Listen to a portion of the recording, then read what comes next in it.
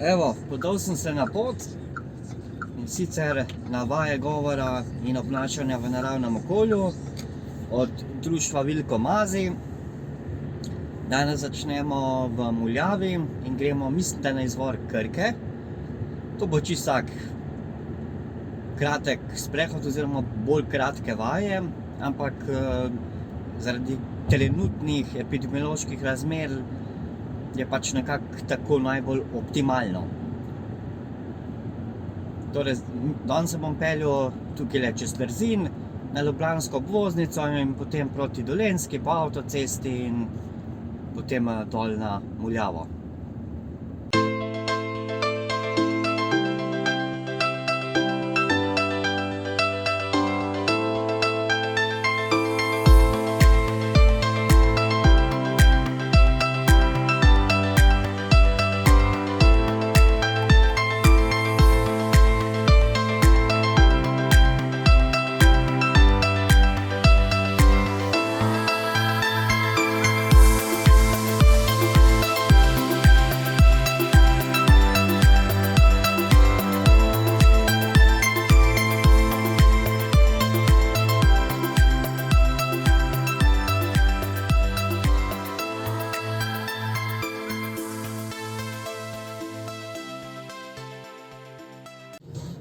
Evo, folk, ena orenk doza ta velika kavice za na pot, brez skrbi, avto je avtomatik, tako da lahko v eni roki držim volan in upravljam vse komande, z drugo pa pijem kavico. Društvo Vilko Mazi ima polno ime Društvo za pomoč osebam z govornimi motnjami Vilko Mazi. To pomeni, da se ukvarjajo z vsemi govornimi motnjami, še posebej pa so specialisti za zmanjševanje jecljanja. Ne bom rekel, da čisto odpravo jecljanja, ker jecljanje se po mojem mnenju čisto ne da odpraviti, lahko se ga pa seveda v taki meri tako kontrolira in tako navadi te naše čudne možgane, da skoraj ni situacije, kjer bi lahko zajecljal. To sem recimo jaz, ne? Jaz sem tak živ primer. Danes, ko imamo cajt, vam lahko malo več povem, kdo sem, kaj mi je društvo pomagalo pri tem in tako naprej. Nekateri me že poznate, sem Marko Knez, ob tem se moram zahvaliti vsem naročnikom, ki jih je že, mislim, da v tem trenutku 19, tako da v praktično dobrem mesecu dni sem zelo vesel, da v taki veliki številki, da ste se odločili za spremljanje mojega kanala. In pa tudi tako je kar dosti veliko število ogledov, poprečno vsakega videa. Tako da vsem hvala, ful velika hvala. Torej, jaz sem prišel v društvo Vilko Mazi, ker sem bil star, mislim, da tam 22-23 let, to je bilo ravno na začetku moje poti na fakulteto. In sicer takrat sem tako zelo slabo govoril, oziroma sem tako močno jecljal, da sem lahko povedal komaj 2 besedi skupaj. Pri tem se moram zahvaliti moji sedaj že pokojni teti, ki je res naredila tista velik korak, da je stopila v kontakt z društvom, tako da sem uspel dobiti potem kontakt od gospe Vlaste, kajti sam nisem mogel niti klicati, praktično nič nisem mogel sam narediti. Tako slab je bil moj govor. Torej, teta moja je poklicala v društvo, gospa Vlasta je povedala, kaj moram narediti, napisal sem pismo in potem so me, mislim, da v roku 4 mesecev, 5 mesecev sprejeli na prvi razgovor, da so sploh videli, kakšne težave imam. In še danes se živo spomnim, da je gospa Vlasta napisala 4 A4 liste iz obeh strani, kar se tiče analize mojega govora. Tako slab sem bil. To vam pove potem veliko, kakšen napredek sem naredil od takrat pa do danes. Torej, na začetku sem bil kar zelo sramežljiv v društvu, kar je itak normalno. kajti govor se mi ni takoj začel izboljševati. potem se mi je začel počasi izboljševati in dosti kmalu sem dobil neko željo, da bi mogoče kdaj pa jaz nastopil v društvu. Ampak to se ni zgodilo kar nekaj časa, ker kakšno leto pa pol sem jaz sicer kar mogel zbrati pogum, da sem šel sploh na te vaje govora, tako kot gremo danes. In takrat smo šli z avtobusom, sicer ne vem kam več, ampak takrat sem jaz to mislil, kaj je to, te vaje govora, to je neki izlet, to je brez veze in tako naprej, ampak Vlasta me je nekako prepričala, da sem šel. In evo, sem šel, sem nastopil, na avtobusu sem prebral par stavkov, sicer moj nastop je bil živa katastrofa.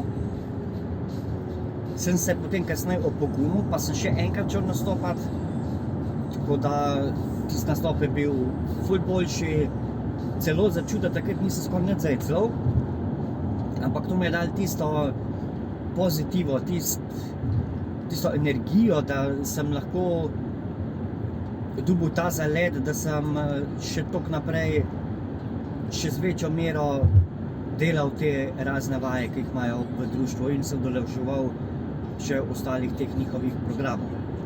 Ker namreč vaje govora so samo en izmed teh programov. Potem je tudi mladinski tabor,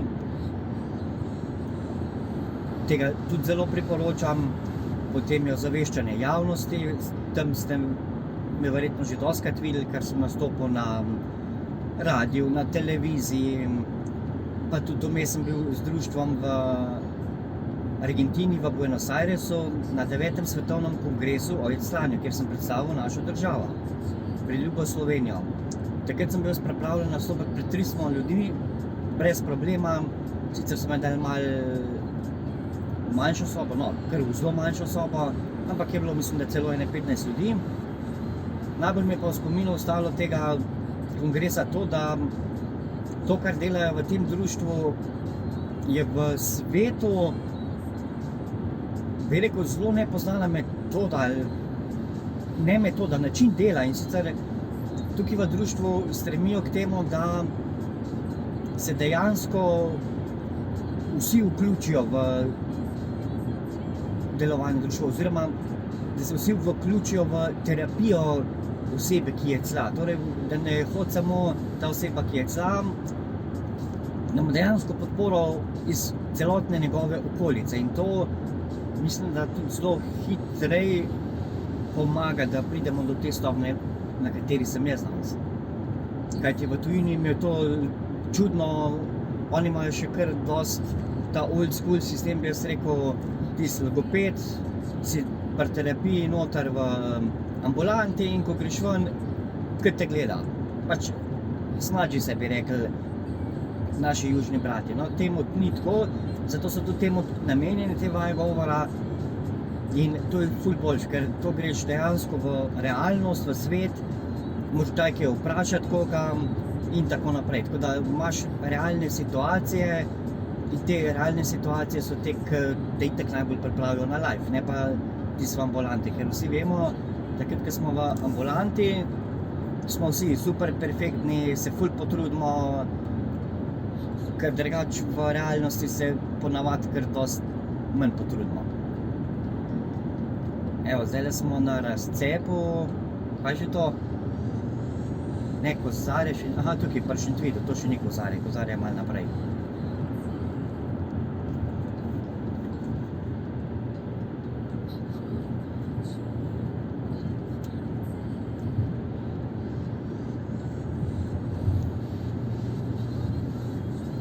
Torej, no in počasem preko teh pa tečaj retorike je tudi en izmed teh programov. To tudi zelo priporočam, ker tam se naučiš določenih stvari, ki ti pridejo tudi v življenju prav. To je zelo dobro, če rad kje nastopaš, ali pa tudi, če imaš kdaj kakšno predstavitev, ki v glavnem je super, no. Tudi psiholog je vključen, ker da pač tehnike sproščanja podaj in tako naprej. Tako da zelo, zelo priporočam. Zdaj se boste verjetno eni sicer vprašali, zakaj jaz danes to govorim o tem društvu. Glejte, dejstvo je, da pač brez tega društva jaz skoraj verjetno res ne bi bil tukaj, kjer sem danes, da lahko takole govorim pred vami. In pa tudi toliko let sem že v društvu, da so nekje moja druga družina, oziroma mi, bom rekel, ta stari, ki smo že noter po 15 in več let, smo itak že družina. In to mi je pa tudi najbolj všeč pri društvu, no, da smo dejansko ena družina, ki se tisti vidimo enkrat na 2 meseca, da je res ono snidenje raznih daljnih sorodnikov, tako da ful se imamo dobro. In to društvo lahko tudi vam pomaga. Glejte, če je meni pomagal, bo tudi vam. No takole, da boste imeli tudi malo samo vožnjo, če se me tako sliši. Tole, zdaj gremo proti lepi Dolenjski, Muljava, tam sem že dostikrat bil na pohodu tudi z društvom, tako da je to zelo v redu pohod, ker mi kaj slamo moramo imeti, oziroma se zelo priporoča, da se rekreiramo, da ta hormon sreče, da ven spravimo. No in zaradi društva, kakor sem že prej dosti omenil, sem dobil to potrebno samozavest in po tistem prvem nastopu na avtobusu sem še večjo željo dobil za nastopanje in potem sem enkrat, če se prav spomnim, sem celo presenetil gospo Vlasto in sem jo vprašal, če grem lahko jaz na radio.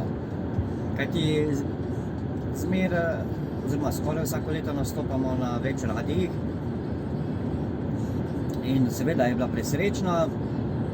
Moj prvi nastop na radiju seveda ni bil, kako bi temu rekel, optimalen, ampak vseeno, imel sem željo, bil sem tudi prvič, nisem vedel, kaj pričakovati.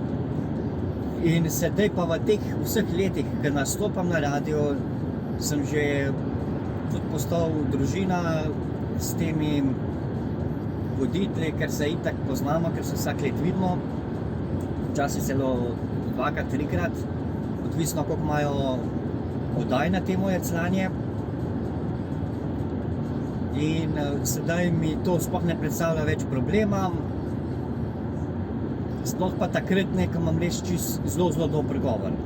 Kajti dostikrat se je sicer zgodilo, da nisem imel zelo dobrega govora, pa sem vseeno stisnil zobe, pa sem šel na radio in sem kar okej govoril, oziroma nekateri sploh recimo niso slišali, da sem imel kar težave, oziroma da sem se mogel zelo kontrolirati in sem izpeljal vse perfektno.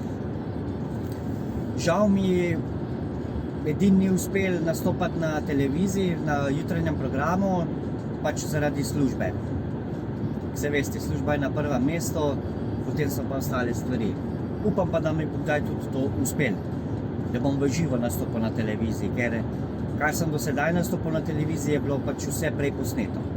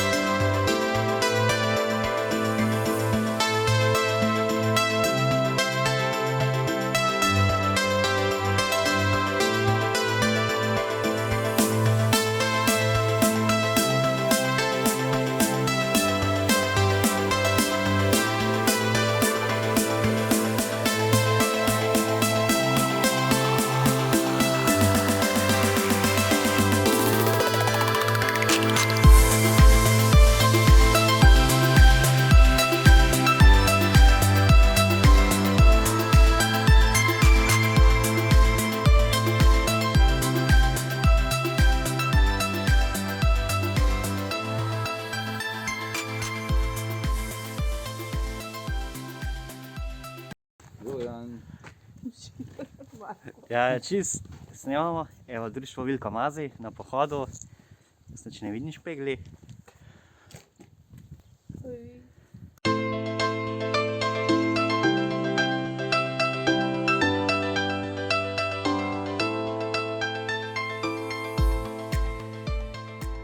Evo, predsednik društva se je obrnil k nam, nas bo kaj pozdravil, nič nas ne bo.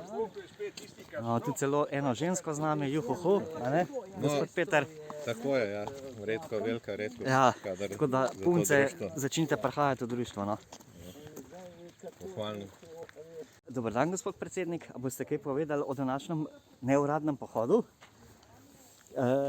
Snemam namreč video o društvu Vilko Mazej in vaja govora in obnašanja v naravnem okolju. Ja. Pa mislim, da boljšega termina za tale naš pohod skoraj da ne bi mogli izbrati. Dan je prečudovit, epidemiološke ukrepe, kot se vidi slike, upoštevamo. Imamo maske. Tudi glede števila udeležencev, skratka, enkratno. Tako. Društvo nadaljuje z aktivnostmi, koliko je to v trenutnih okoliščinah možno. Toliko. Super. Se slišimo kasneje. Evo, to je izvir Krke.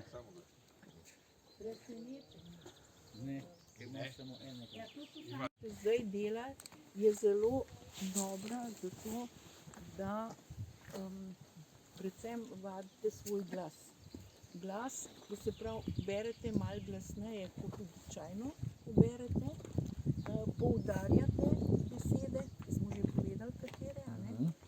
Razločno izgovarjate samoglasnike in vedno, kadar berete, je dobro, da vas nekdo posluša, tako kot imamo mi zdaj tole. Prvi, ki je zabeležil svoj obisk Krške jame, je bil Janez Vajkard Valvazor v drugi polovici 17. stoletja. Prvi načrt Krške jame je okoli 1887 izrisal v Hrashki, ki je vodil meliorizacije v zaledju izvira Krke. Glavni vhod so 1937 široko odprli, da bi s tem omogočili hitrejši odtok podzemne vode in razrešili problem poplav na Radenskem polju. Ob tem so z razstreljevanjem razpoke nad Sifonskim jezerom skušali najti tudi nadaljevanje jame. To je šele 1995 uspelo jamskim potapljačem, ki so prepravili labirint podvodnih rovov in prodrli do končne Vrhovčeve dvorane. Evo, društvo Vilko Mazej je prispelo na cilj. Razpetu prek pol obitljajo krobile skropiti. Pa ni, ampak treba se je potruditi. Tako, pohod je uspel. Izvir ni sicer tako velik, kot je ponavadi. Vlak je tu. Kukuruz. Kukuruz, ja. Kukuruz, ja. Pa grad bi mogel Pa gradi, ja. pa nas bi bilo prezgoditi. Grad je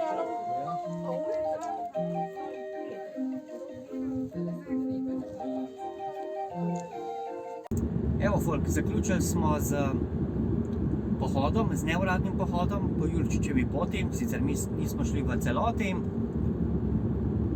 Mislim, da ste danes dobili vsaj neko bistvo, kako izgledajo te vaje govora in obnašanja v naravnem okolju v društvu Vilko Mazej. Sicer danes res, da ni bilo teh vaj govor zelo veliko, ker tudi ni bilo veliko napisanega, ampak ponavadi je tega kar dosti ob poti in prideš na vrsto, no. Saj ste tudi mene slišali vmes. To je za ta video vse. Če bi pa radi izvedeli več o mojem strahu pred nakupovanjem in nasplošno strahu pred nakupovanjem nas ljudi, ki jecljamo, ga pa vidite tukaj le gor. Imejte se.